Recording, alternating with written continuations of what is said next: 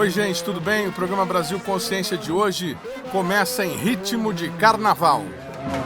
Tem samba na confraria, mirandas do céu, muita força do Você vai ver neste programa que a ciência do Brasil está no ritmo da bateria. Bateria nuclear, o projeto do IPEM já tem demonstrador de conceito operacional. Veja também a entrevista com a presidente do Fundo Nacional de Desenvolvimento da Educação, responsável pela implantação do ITA no Ceará.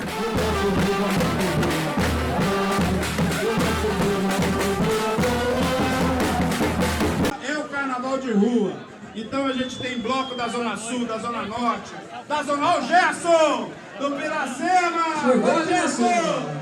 Gerson, uma salva de palmas. Pula, Piracema! Organizado por pesquisadores e funcionários do INPE, o bloco em Cubalá já é uma tradição no Carnaval de São José. A rua que canta a memória dos filhos do sol de Santana, do bloco motor da matriz, Piraquara, Gola e Saputa Feliz. Realizado há 16 anos, a atração tem o apoio do SINDCT, o sindicato que representa os servidores do INPE, do DCTA, do CEMADEM e da Agência Espacial Brasileira e que realiza este programa. E o boi corintiano no banhado resistindo, lá em Cuba. Miguel, algumas pessoas podem achar estranho por que um grupo de pesquisadores do Instituto de Pesquisa Federal forma um bloco de carnaval? Não deveria achar estranho. O primeiro bloco de carnaval de rua, 50 anos atrás, saindo lá na Praça da Matriz, no centro de São José, da Igreja da Matriz, foi formado por engenheiros e pesquisadores do CTA, a banda unida do CTA e uma bateria do INPE que chamava Bloco do Motor. Se uniram e em 1974, levaram o carnaval para a rua. Tinha carnaval de clube, mas foi para a rua. Então, não há nenhuma razão para a gente se assustar. São José tem uma história com carnaval de rua. São 50 anos de ocupação da rua com carnaval, que é uma manifestação popular, legítima e cidadã.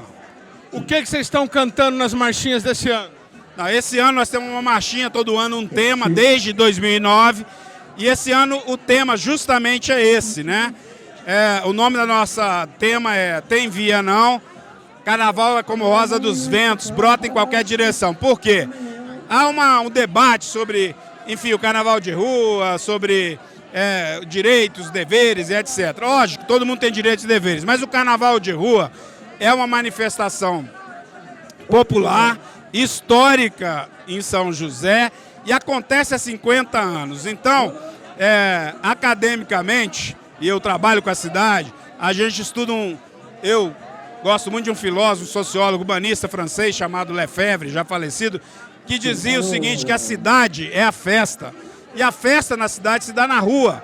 Portanto, e o carnaval é na rua. Então o carnaval é uma expressão grande da cidade, é uma expressão do direito à cidade, do direito à cidadania.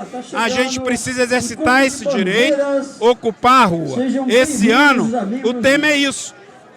Os carnavais de antigamente, os blocos que existiram, e vamos ter um encontro de bandeiras aqui, de vários blocos de rua de São José, que vamos saudar esses blocos e vamos, em conjunto, exercer o nosso direito à cidade, o direito de fazer a festa e fazer a festa na rua. A concentração, na última quinta-feira, foi em frente ao Parque Vicentina Aranha, um dos pontos turísticos de São José dos Campos. Hoje, praticamente, é a abertura do Carnaval em São José dos Campos. A abertura oficial é amanhã, mas hoje o Bloco em Cubalá já há quantos anos? 16. 16 anos nós fazemos na quarta-feira que antecede o Carnaval a abertura. Então eu peço para vocês, brinquem o Carnaval. Brinquem com amor, com carinho e vamos lá! Do Vicentina, o Incubalá seguiu o percurso tradicional dos blocos da cidade. Olá, caixa! É 1, é 2, é 3 caixas! Em Cubalá, Em Cubalá, em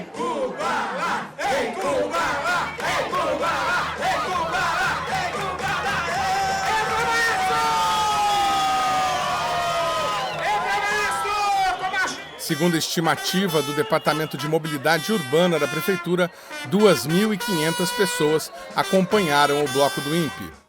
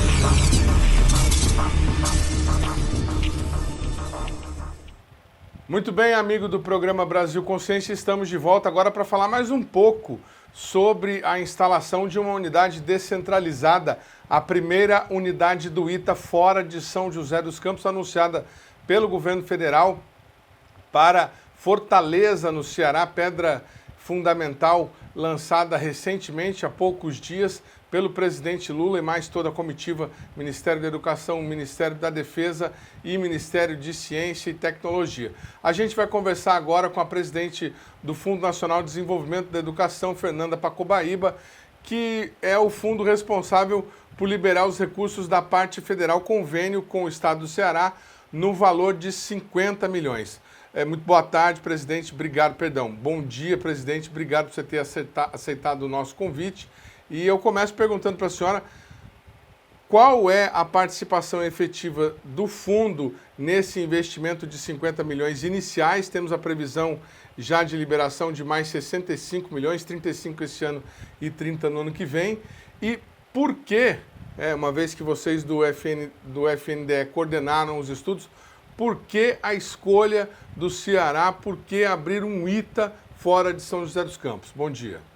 Bom dia, Edmond. Eu queria agradecer a oportunidade de falar de um projeto que eu vejo como um dos mais impactantes nessa gestão, de fato, do governo federal. O projeto de expansão do ITA é um sonho antigo. E, assim, como que, na verdade, o FNDE entra na estruturação desse processo, até por uma questão de minha formação particular, né? Eu fui oficial da Aeronáutica, eu sou oficial de carreira da Aeronáutica, formada pela Academia da Força Aérea, e saí da Aeronáutica no ano de 2009, saí como capitão, né? Então, eu conheço bem, servi na base aérea de Fortaleza, conheço aquela estrutura e amo aquela estrutura. E quando nós viemos, né, com o convite do ministro Camilo presidir o FNDE, toda essa discussão, eu diria, ela ganha corpo. Dentro da educação, com a expansão, com a necessidade de expansão do ensino superior, acho que é uma marca, de fato, dessa gestão, a expansão do ensino superior. Nenhum presidente do Brasil criou tantas vagas no ensino superior quanto o presidente Lula. É algo que, de fato, é muito valorizado, mas também uma necessidade da aeronáutica, eu diria, de dar uma outra proporção no sentido, uma outra sinalização estratégica.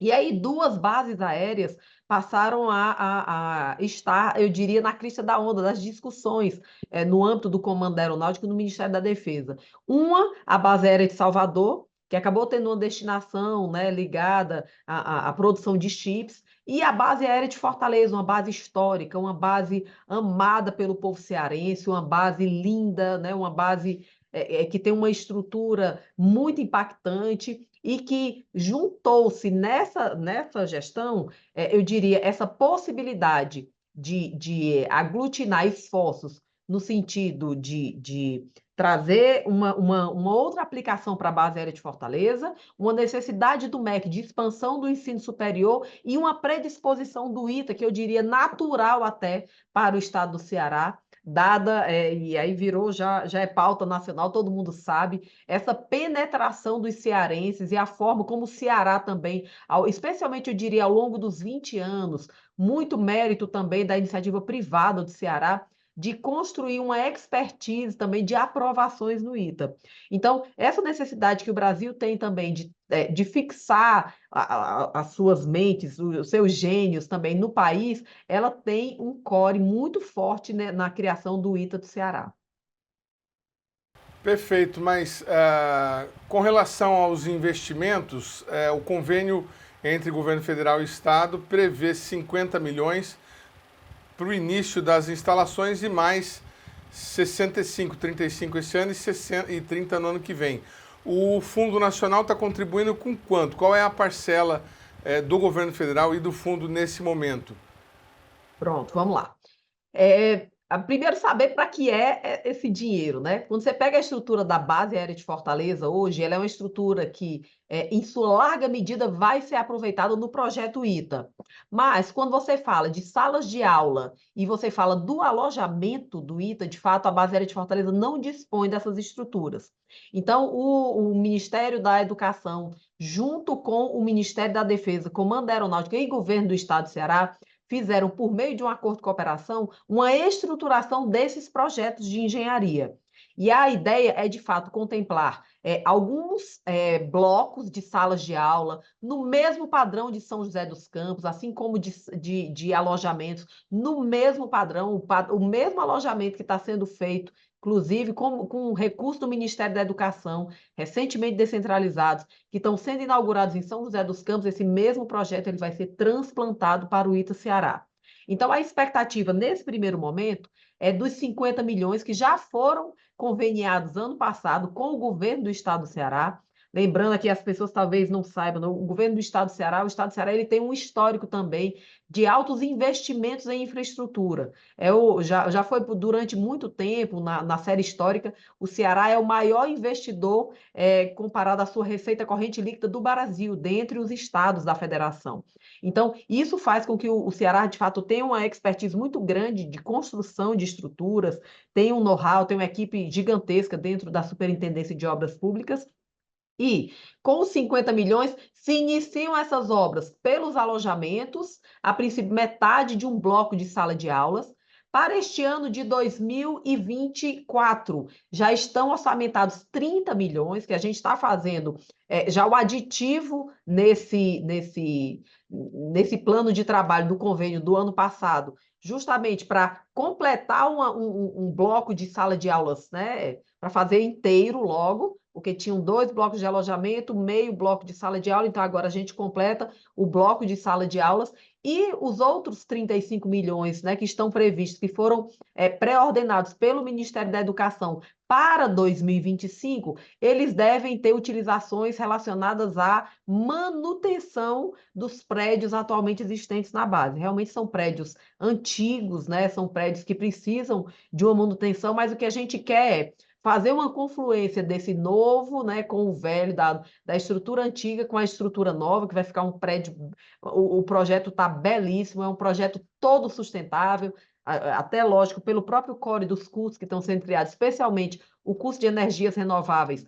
Os prédios já são todos com autogeração de energia, são prédios inteligentes, então, assim, vai ficar uma composição que, a priori, a gente está falando no investimento 100% do Ministério da Educação nesse momento, em termos de estrutura, de 115 milhões de reais, Edmond, mas ainda vão ter outros valores relacionados a mobiliário, toda a parte também, você tem a parte de contratação de professores, que já deve ter um concurso especial para isso. O ministro Camilo também já fez esse contato com a ministra Esté para autorizar esse concurso do ITA, do Ceará, contratação de novos servidores, não só os professores, mas o pessoal da parte administrativa que precisa dessa contratação também. Então, tem muita coisa que já está avançando para que o projeto dê certo.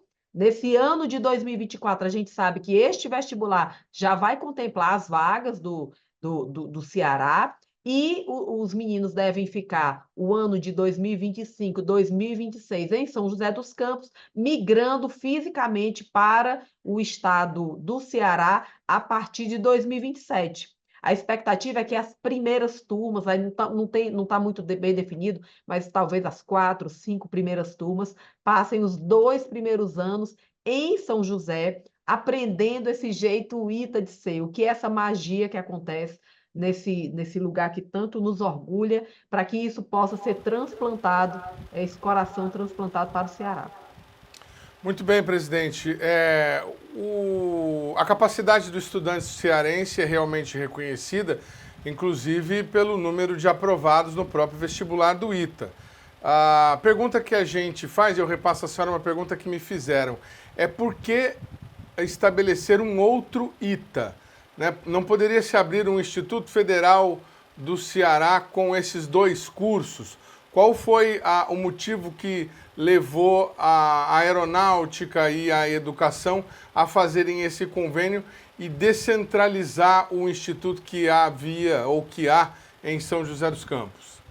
Olha, eu acho que eu vejo como uma grande oportunidade que a aeronáutica teve, e ela soube aproveitar no sentido de levar a excelência do ITA para a região Nordeste. Quando você observa também a concentração de desenvolvimento de grandes instituições, existe uma concentração muito forte no Brasil, ainda especialmente no eixo Sul-Sudeste, e essa marca do ITA no Nordeste, ela é uma marca que eu digo que revigora e muda o eixo também do conhecimento para outras regiões do país, que tem uma predisposição, e a gente está falando do ITA do Ceará, que tem uma predisposição muito forte para a inovação, para acobertar novas áreas de conhecimento e também desfazer um pouco, eu diria, dessa dívida histórica que você tem. E aí um ITA que é totalmente inovador, com cursos totalmente diferentes daqueles que a gente tem no eixo sul-sudeste, né? Então, são cursos que apresentam muito uma ligação com a vocação local. Só para ter uma dimensão, o Estado do Ceará hoje lidera a assinatura de protocolos internacionais com as maiores empresas do planeta em produção de hidrogênio verde. E para que essas empresas, de fato, elas consigam se instalar no estado do Ceará de forma adequada, é óbvio que a gente precisa de mentes abundantes, de conhecimento, de pessoas que consigam se dedicar. Então, tem protocolos no Nordeste que totalizam mais de 40 bilhões de dólares em expectativas de investimento, e a semelhança do que a gente viu em São José dos Campos, a forma transformadora que o ITA fez para gerar um dos maiores orgulhos, né, do nosso país, que é a Embraer, uma empresa referenciada mundialmente, a gente acredita que sim, a grife ITA, né, essa coisa que já é algo extremamente referenciado e reconhecido internacionalmente, pode ajudar no desenvolvimento da região Nordeste. Ok, mas no caso, então, por exemplo, vocês descartaram usar a Universidade Federal do Ceará como possível para abrigar esses dois novos cursos. Ela não poderia, não teria essa grife que a senhora está falando. De fato, o curso da Federal do Ceará, salvo melhor juízo, eles já possuem até um curso de engenharia de sistemas. Eles possuem, tem curso, eu não sei se é o curso estruturado, por exemplo, de energias renováveis. A Universidade Federal do Ceará, ele tem essa expertise. O que a gente fez foi trazer uma outra instituição, uma instituição de porte, uma instituição que tem eu diria, uma receptividade, uma ascensão muito forte aí do povo cearense e que tem uma marcação também, sem demérito nenhum de outra instituição, porque acredito que essa convergência de saberes todas serão importantes, Instituto Federal do Ceará, Universidade Federal do Ceará, as universidades estaduais, as privadas, é toda uma confluência que a gente está fazendo, especialmente no âmbito da tecnologia, né? Então, quando a gente observa também o desenvolvimento, a matriz de grande parte dos cursos de graduação, o Brasil ainda precisa avançar muito na área tecnológica, que é um grande reclamo. Produção de energia, sem sombra de dúvida, o domínio da energia é uma das grandes habilidades, vai ser um grande diferencial dos países nos próximos anos, e acho que o Brasil segue na liderança, tendo a região Nordeste como um todo como um grande referencial de produção de energia limpa do país. Eu não tenho dúvida que essa liderança do Brasil, que essa expansão, ela vai reforçar aquilo que o ITA já tem de bom, porque avançar o ITA no sentido das energias renováveis vai trazer, eu diria, uma perspectiva de muita expansão, de ainda mais reconhecimento dessa instituição. A senhora não era presidente do fundo na época, mas há aproximadamente 10 anos, o Ministério da Educação e a Aeronáutica lançaram um plano de expansão do ITA. O ITA formava em torno de 100 engenheiros e a ideia era de se formar 240 a partir de 2018. Foram investidos aproximadamente 50 milhões, mas hoje o ITA continua formando 160 engenheiros. Digamos, a implantação do ITA no Ceará é uma medida compensatória, é uma forma de recuperar esse tempo perdido e formar mais engenheiros no país? De fato, eu não me sinto nem assim, habilitada, eu não tenho competência para falar disso, sabe, Edmundo? Da perspectiva de expansão do ITA. Eu me lembro dessa, e inclusive isso veio à tona. Acho que foi uma medida adotada na época, o ministro era o atual presidente do BNDES, o ministro Mercadante, que trabalhou nessa expansão aí, de fato, do ITA, mas assim, nunca se teve nas discussões um sentido de compensação, não. Eu acho que existe um direcionamento muito forte, um reconhecimento pela aeronáutica da importância do ITA, da necessidade de se expandir, mas obviamente com muito critério, né, com muita, eu diria, mantendo essa maestria e o reconhecimento do ITA acima de tudo. Quais são os próximos passos que o fundo deve tomar com relação ao ensino, ao incentivo, à melhoria do ensino superior e da pós-graduação no país? Tem algum investimento próximo previsto? Pronto. O Fundo Nacional, de fato, que hoje eu tenho a honra de presidir, ele não é um fundo vocacionado a ensino superior. De fato, eu entro nesse papel como o ministro Camilo me designou para tocar o projeto ITA, acho que talvez até por essa questão das minhas raízes, conhecer a aeronáutica, conhecer a base aérea de Fortaleza, mas o Fundo Nacional de Desenvolvimento da Educação, ele só entra no ensino superior em um único programa, que é o FIES. A parte de desenvolvimento realmente do ensino superior, pós-graduações, elas são tocadas tanto pela Secretaria de Ensino Superior, que fica diretamente ligada ao ministro no MEC, quanto pela CAPES, que aí é uma outra autarquia que tem essa destinação. Mas o FNDE, eu acho que entra nessa conjuntura do ITA muito mais por outras peculiaridades do que por eu diria, um core mesmo da própria autarquia. Teria sido um ato de confiança pessoal do ministro por conhecer o passado militar da senhora? Seria algo assim? Eu acredito que sim, e uma confluência também. Conheço a realidade do Ceará, conheço a realidade da aeronáutica, conheço o Ministério da Educação. Nesse momento, são muitas convergências, é um projeto, e aí eu indico aqui, aproveito para fazer, eu estou muito apaixonada pela biografia do Marechal Montenegro, Edmond, que foi publicada pelo Fernando Moraes, e é uma verdadeira epopeia o que aquele homem viveu para que hoje nós possamos estar aqui discutindo o ITA. Não é fácil estruturar um projeto desse, e a vida dele, tudo que ele teve que seguir, né? Enfim, teve que enfrentar autoridades, teve que correr atrás de dinheiro, teve que ter essa alternância de governos, era sempre uma preocupação. Então, quanto mais convergência, quanto mais gente, eu diria, apaixonada, que ama esse processo,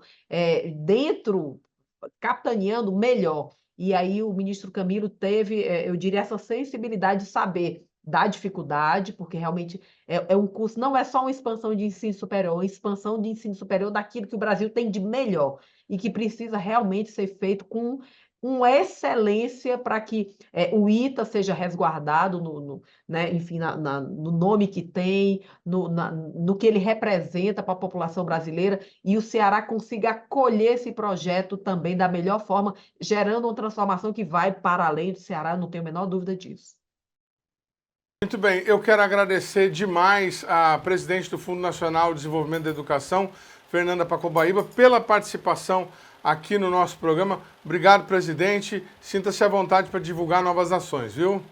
Eu que agradeço, Edmond, sempre à disposição. Depois do intervalo, você fica por dentro do desenvolvimento da bateria nuclear brasileira. É um instante só, não saia daí.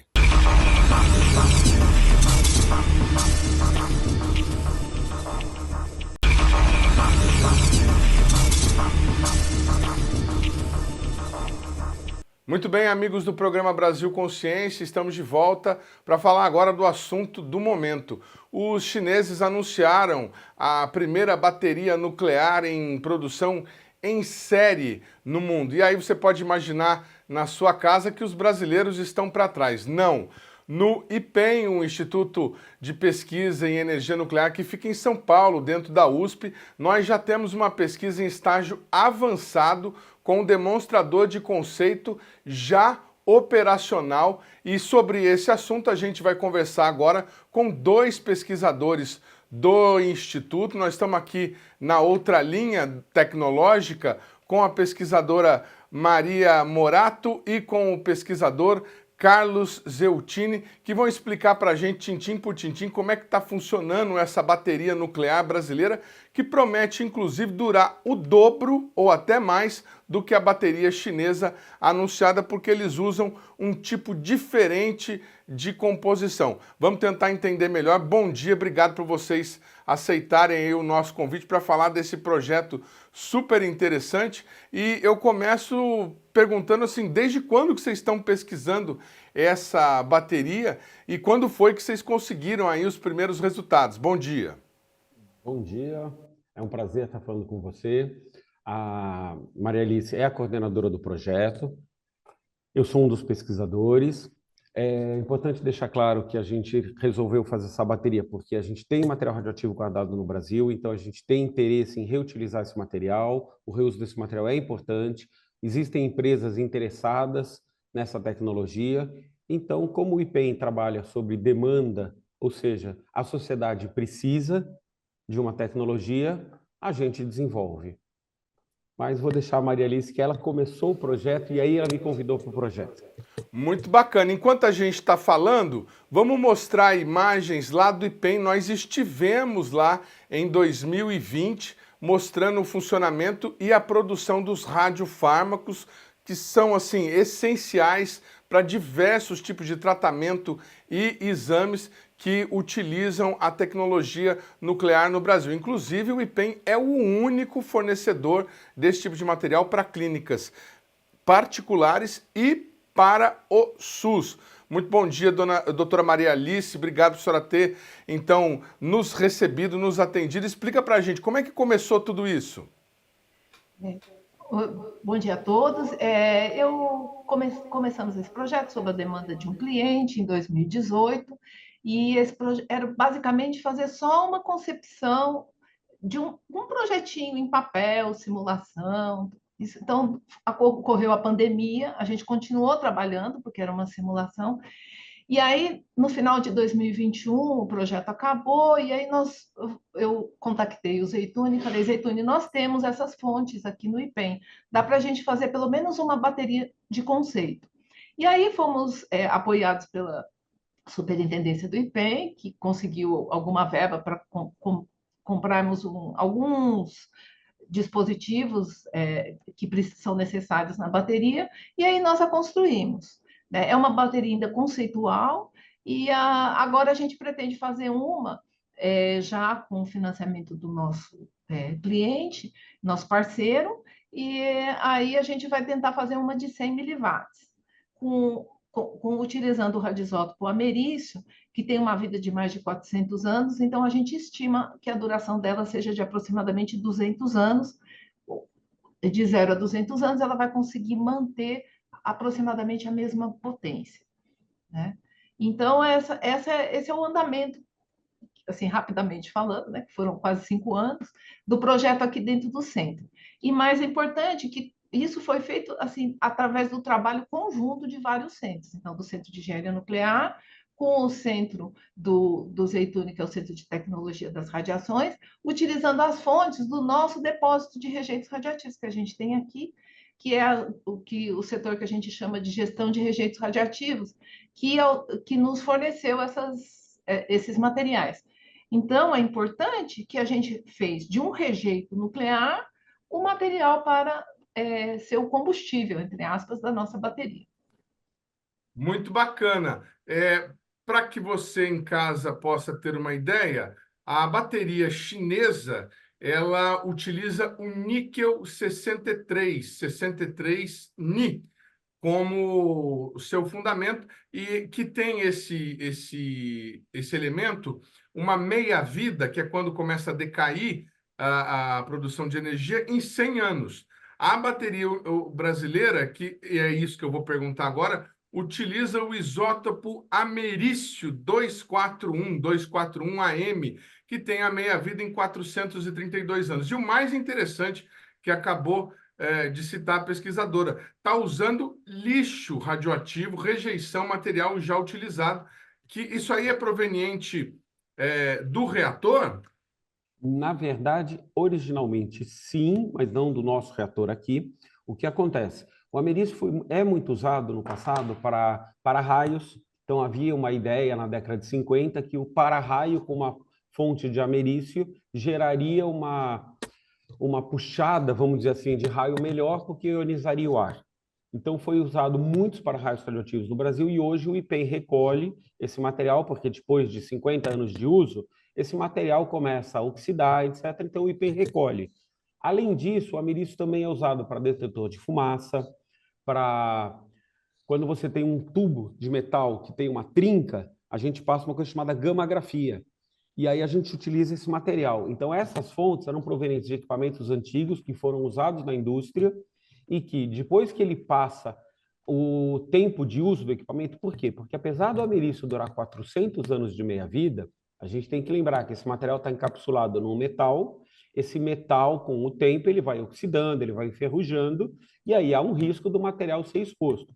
Então, todo material que usa material radioativo, além da meia-vida do material, a gente tem a resistência dos materiais externos. Tanto que, por isso que a Maria Alice informa que a nossa bateria deve durar de 0 a 200 anos. Quanto tempo ela vai durar? Vai depender de como a gente reveste o material, de como a gente garante o material eletrônico, porque a radiação, internamente, ela vai sendo contida. Quando a gente achar que essa contenção pode falhar, é o tempo de vida da bateria, porque a gente não pode arriscar futuramente uma bateria falhar. Então, o níquel ele tem uma meia-vida de 100 anos, e é uma bateria beta. A nossa é uma bateria que usa alfa e gama, e a meia-vida é 400 anos. Então, a gente usa muito essas baterias no espaço, quase todas as naves que vão para fora da Terra utilizam baterias nucleares, ou com esses isótopos ou com outros. Por quê? Porque a gente não consegue trocar o combustível. Você mandou para o espaço, você não vai mandar um astronauta encher de novo o tanque de combustível. Então tem que ser um combustível posto muito de caro. gasolina lá, né? Infelizmente. Né? Ou se tiver, vai ser muito caro. Então é melhor mandar da Terra mesmo. Então é por isso que a gente está com a ideia de usar o ameriço. Esse ameriço ele está no rejeito. A gente já retirou as fontes foram todas analisadas uma a uma. Então a primeira bateria estava usando 11 fontes. A segunda bateria a gente deve usar uma quantidade maior. A gente está testando todas as fontes individualmente para garantir que todas estão estanques. Mesmo assim, elas vão para o meu laboratório. Nesse laboratório, elas vão passar por um novo processo de vistoria para aí sim haver a montagem da fonte. Muito bem. A gente está mostrando na tela agora uma imagem que nós temos, buscamos na internet dessa bateria. E como a doutora Maria Alice disse, esses equipamentos, né, foram adquiridos aí por meio desse parceiro. Posso entender que esse parceiro é alguém do ramo de para-raios que acionou vocês aí por conta da disposição dos rejeitos? Não. Chutei mal. Todos os rejeitos radioativos, pela legislação brasileira, são armazenados pela Comissão Nacional de Energia Nuclear.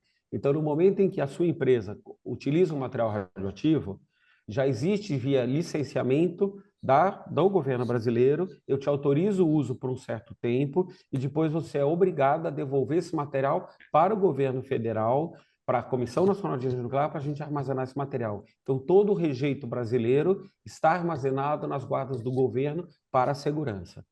Tá? Então, na verdade, uma empresa que use para-raio radioativo, ela vai usar durante o tempo de uso do material. Acabou, isso é mandado para o governo. Por segurança. Esse armazenamento todo que vocês estão falando, ele fica aí no IPEM ou tem outro depósito? Porque eu conversei recentemente, inclusive, com o diretor da Comissão Nacional de Energia Nuclear, e ele estava me explicando como é que funciona isso, que a segurança dos armazenamentos. Isso. Aí no IPEM não tem, né? Tem. Todo o rejeito do sul do país e do estado de São Paulo vem para o IPEM. A gente tem outros rejeitos no Brasil, mas eles vêm sempre para o IPEM. A gente tem um depósito grande, isolado aqui dentro, para armazenar esse rejeito. Quando a gente fala rejeito, só explicando, não é que o material é colocado e esquecido. Esse material chega, ele é analisado, ele é isolado, depois ele vai ser colocado numa blindagem, esse material vai ser separado e esse material vai sendo monitorado por toda a vida radioativa desse material.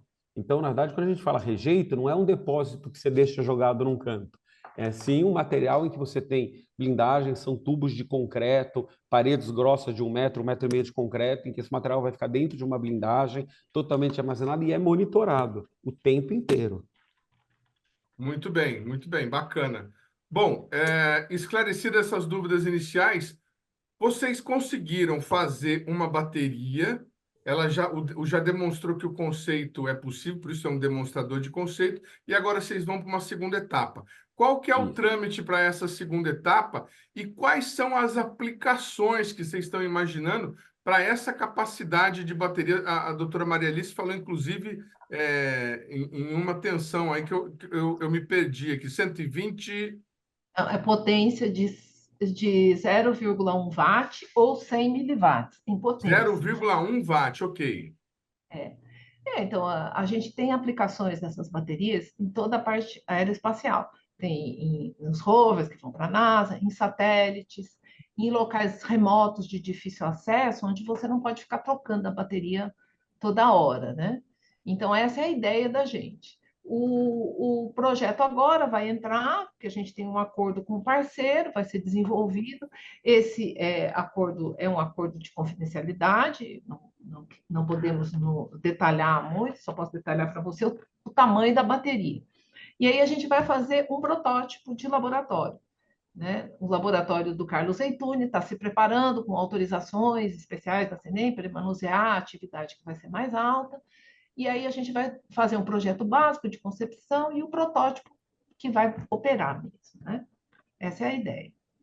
Mas essa voltagem que a senhora mencionou, ela seria capaz do quê? De servir, por exemplo, para corrigir a órbita de um satélite durante aí 5 anos, 10 anos? Ela tem potência suficiente para acionar um motor? É isso que eu estou querendo saber. Depende do motor e, assim, existem locais, existem dispositivos no qual você pode armazenar, tipo capacitores, no qual você pode armazenar essa energia durante, digamos, 10 dias, e aí você tem uma potência maior, e aí ela pode alimentar um motor que necessita ser alimentado uma vez por mês, uma vez a cada 2 meses, entendeu? Então, ou um instrumento que vai monitorar algum processo, né, numa área remota, e que aí você pode usá-lo utilizando esse dispositivo de armazenamento, que poderia ser capacitores, entendeu? Pode ser, essa é a ideia de utilizá-lo, né? Outras coisas de menor capacidade também talvez dê para acionar diretamente, mas instrumentos geralmente têm uma necessidade de potência não muito alta. E é nessa aplicação que tem sido utilizado. Veja bem, muitas aplicações locais remotos utilizam hoje energia solar. Só que, às vezes, à noite, ou em locais onde a luz não incida com muitas horas por dia, como em locais na Antártida. Então, você tem baixa insolação, aí você não tem como usar a energia solar.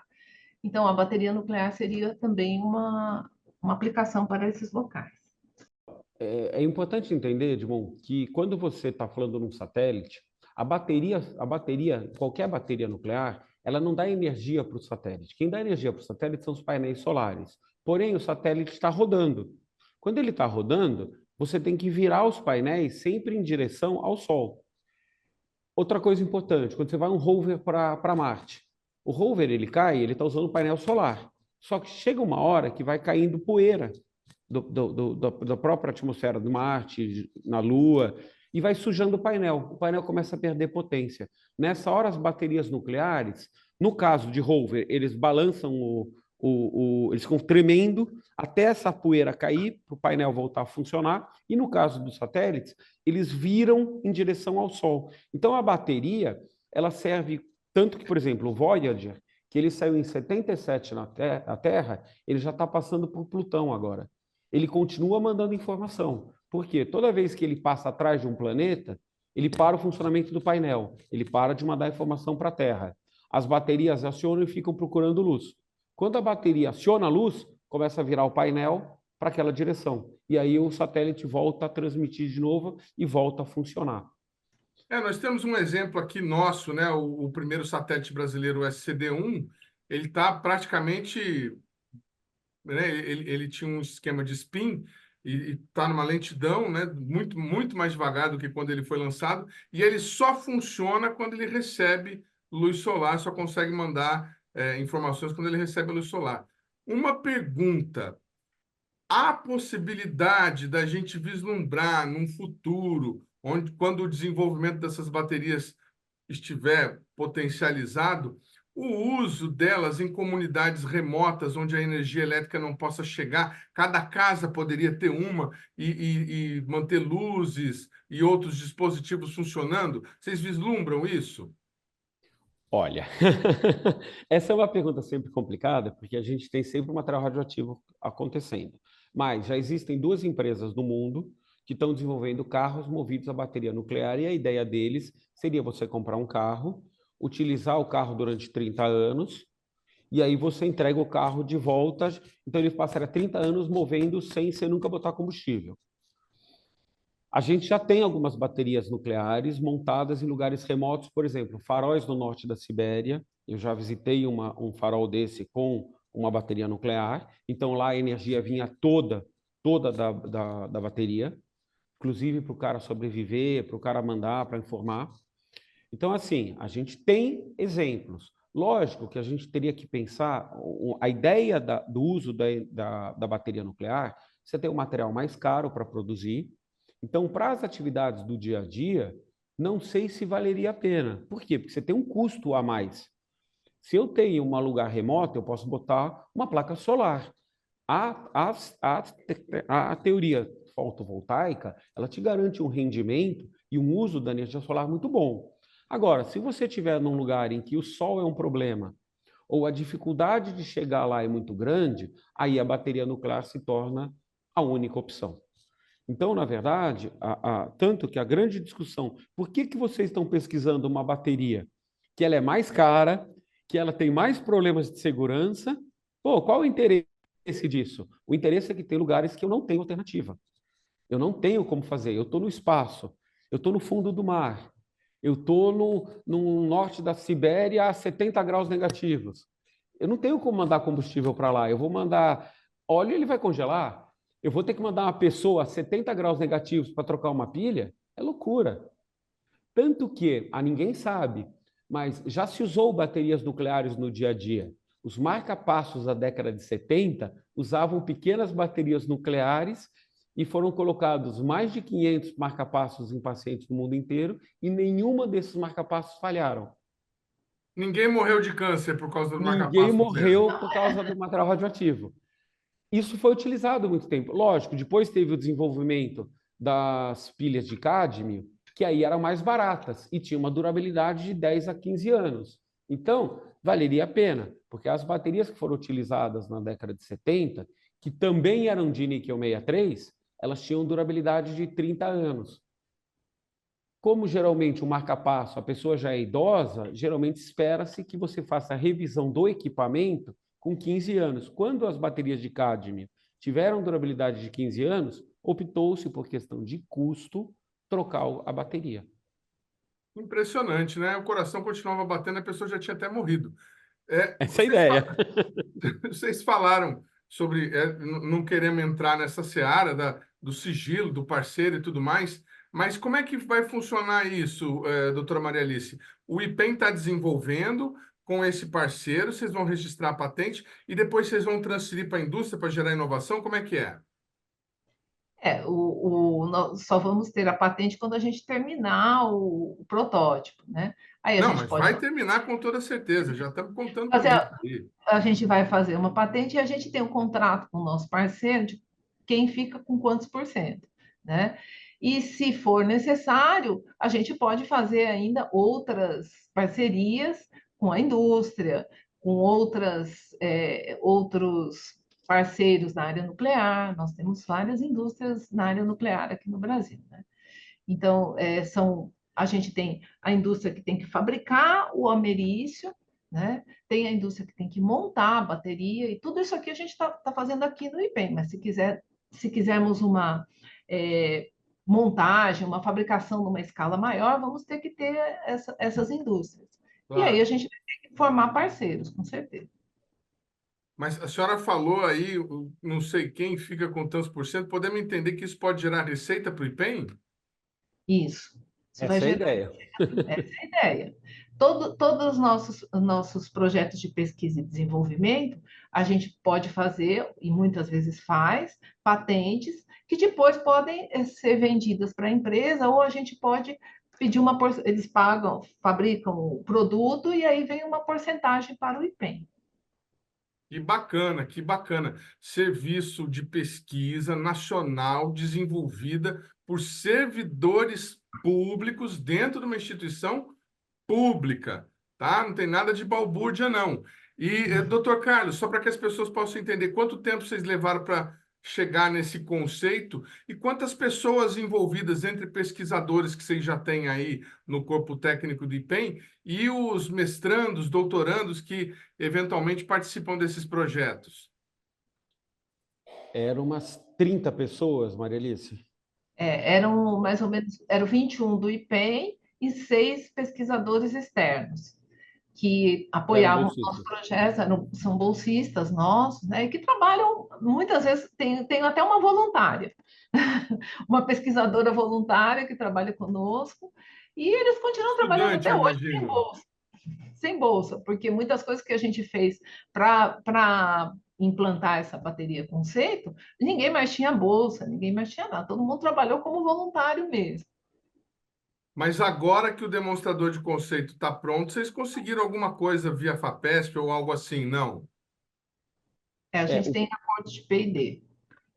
O parceiro nosso vai aportar o recurso para, inclusive, pagar as bolsas para os externos do IPEM. Que excelente, que excelente. Formando mão de obra especializada também. Bom, qual que é o prazo que vocês imaginam que esse novo protótipo possa estar pronto aí, testado, aprovado e já indo para a linha de montagem, para a gente ter bateria à vontade aí para os nossos experimentos espaciais, inclusive para exportar para o exterior, né? Porque uma tecnologia dessa... Olha, a parte da montagem radioativa, do material, da montagem do núcleo e da preparação, a gente espera que em um ano e meio, a gente tenha já os primeiros para começar a fazer os testes, etc. O projeto a gente calculou para 2 anos. Em 2 anos, a gente por todos os nossos cálculos, já vai estar com a bateria funcional. 30 meses. 30 meses no total. Mas a gente, lógico que eu acredito que em um ano e meio, a gente já tem as primeiras retiradas de material. Por quê? Porque os primeiros testes vão ser feitos dentro de uma célula quente, que é uma célula de chumbo, em que aí eu não vou estar muito preocupado com a blindagem desse material radioativo, porque ele vai estar isolado. Aí, só que o nosso objetivo é tirar essa bateria de dentro de um ambiente controlado para qualquer pessoa poder manipulá-la. Este é o objetivo. Então, a gente vai ter o montagem do laboratório em um ano e pouco, eu acredito que a gente já tem a bateria funcionando ainda dentro de um laboratório lacrado, etc. Aí, a gente vai partir para a terceira fase do projeto, que é fazer esse material ficar disponível, vamos dizer assim. Muito bacana. Olha, eu quero agradecer demais a doutora Maria Alice Morato, coordenadora do projeto, e o doutor Carlos Zeituni. Carlos Zeituni, pela gentileza de nos atender aqui e explicar esse importante projeto de desenvolvimento de pesquisa e inovação. Coisa mais interessante que tem, a pesquisa aliada à inovação já na base da pesquisa dentro do Instituto Público. Obrigado a vocês, sucesso e parabéns pelo projeto. Obrigado a vocês pelo interesse, foi muito legal divulgar essas informações, divulgar esse material. Obrigada, viu, Edmond? Foi muito legal participar desse encontro.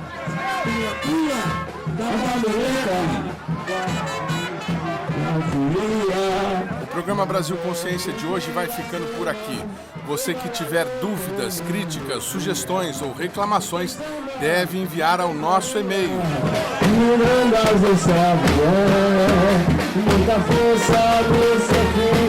Você fica com um pouco mais do bloco do INPE, que saiu na última quinta-feira pelas ruas de São José, em uma das primeiras atrações do Carnaval da cidade.